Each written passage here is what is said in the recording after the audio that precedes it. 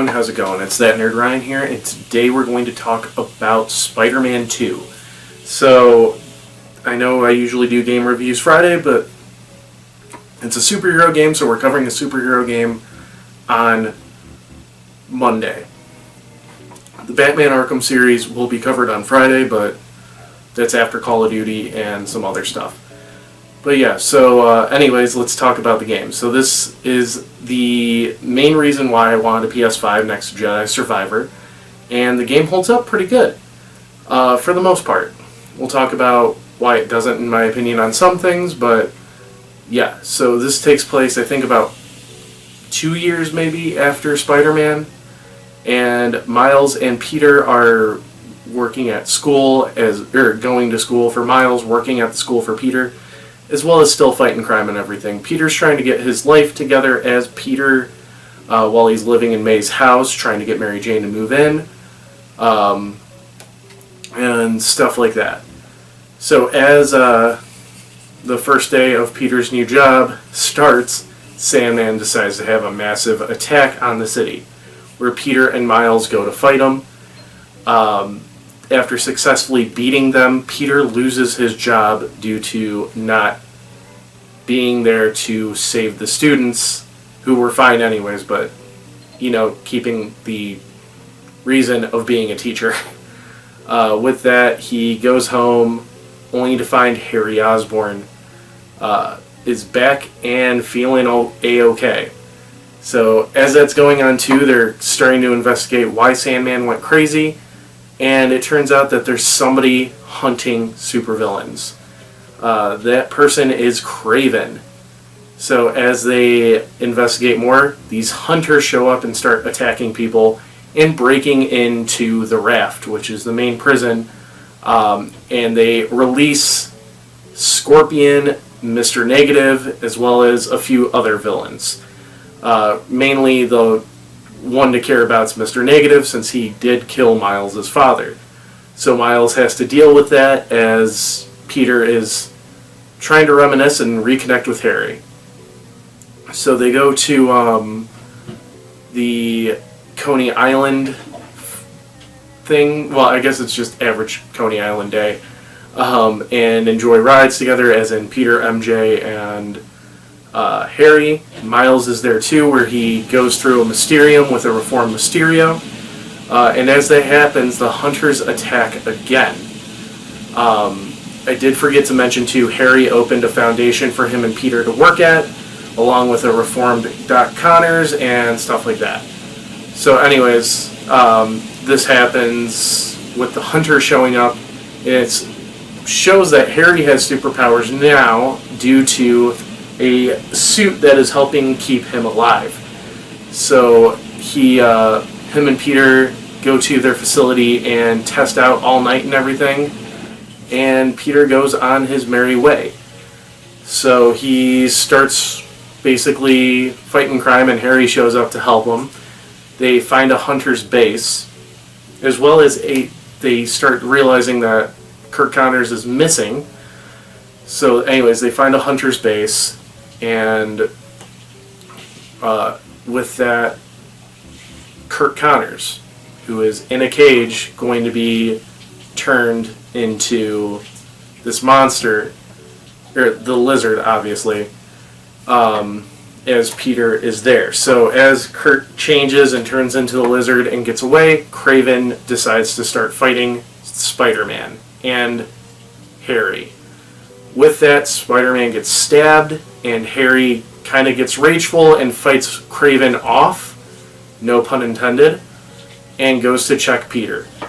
With that, the suit bonds to Peter, giving us the black suit Peter, who is now 10 times stronger and a little bit more mean. With this, Miles is kind of doing the average friendly neighborhood Spider-Man stuff up until then. And with that, Peter is continuing doing his stuff along with tracking down Kraven. Once Peter goes to bed on, I think, what's supposed to be the first night, the suit takes him for a joyride and starts insanely attacking hunters who found Peter's house and were tracking him down. Actually, I skipped ahead. I'm sorry. Peter chases after the lizard and fights him, saying some very cruel things, and then goes home and goes to bed. He saves him too, and he also finds out that the suit's an alien. Then the suit takes him for a joyride as Mary Jane has to try to fend off the hunters and then call in Miles for backup as she tries to get to Peter, who ends up, of course, like I said, being asleep. The suit then tries to attack Mary Jane, and the next day Peter goes completely unaware of what happened to talk to Harry and MJ, only to completely treat them like garbage. He then goes after Kraven, who captured Miles the night before, to save Miles. Now we'll talk about Miles really quick. So he is kind of challenged by Kraven to fight Mr. Negative. When Miles beats him and is given the chance to kill him, he realizes that that's not what Spider-Man does. So noticing that Mr. Negative is kind of reforming himself, he throws him out of the battlefield and tells him to get to Peter. Peter now is searching for Miles because, of course, he has to. He's the only good Spider-Man. Why would Miles even go out? By saying that, that's what Peter is literally saying out loud. That's how much the suit is corrupting him. To finally meet up with Lee, who tells him where Miles is. Peter threatens to basically kill Mr. Negative if he gets involved at all, and then goes to hunt down Miles. So he then fights Kraven. We realize that the suit is weak to sound, which we did kind of realize earlier, but this fight actually incorporates it into the gameplay. After Peter overpowers Kraven and starts choking him, but not hard enough, Miles comes in and stops it, and then fights Peter to help him get the suit off. Once the suit's finally off, Peter then is going to take it to Connors to get destroyed, only for Harry to stop that, get the suit on, and become Venom. At this point, you play as Venom and go on a rampage, basically killing members of Oscorp and breaking out. Peter wakes up the next day and goes trying to search for Harry. He ends up back at his house, and Harry's already there. So as Harry kind of reveals his plan of healing the world and revealing the name of Venom, he turns Mary Jane into Scream, where Peter then has to fight Scream and get Mary Jane out of that symbiote. Right after that, Venom starts infecting everybody to where we get like Web of Shadows style, and then Peter and Miles have to kind of consolidate, or forgive each other, consolidate, and work and defeat these symbiotes and find a way to defeat Venom without killing Harry, which is very impossible, Connors even says. So they come up with a plan after the first time that Peter tries to communicate with Harry and fails. They try their best to defeat Venom.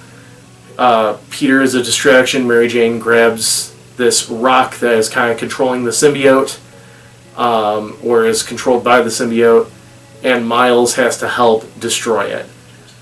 During the Venom and Peter fight, it ends up being at their high school, in which Venom kind of tears it apart and everything, and once you win the fight, I don't want to even say Peter overpowers him, Venom sprouts wings and heads to the Foundation, where in that he has to fight Miles, and Miles gives him the final blow. I did forget to mention too, Peter gets an anti-Venom suit at this point. I can't believe I completely skipped over that, because Mr. Negative and Miles reconcile and bring out the last symbiote in Pete and make it the anti-Venom suit. That happens before the final fight, obviously. So Miles ends up fighting Venom, and then Peter and Miles take Venom up to the sky. Peter crashes him down and everything. While fighting, Harry kind of regains consciousness. I did also forget to mention, I'm sorry, during the fight with during playing as Venom, you do kill Kraven as Venom.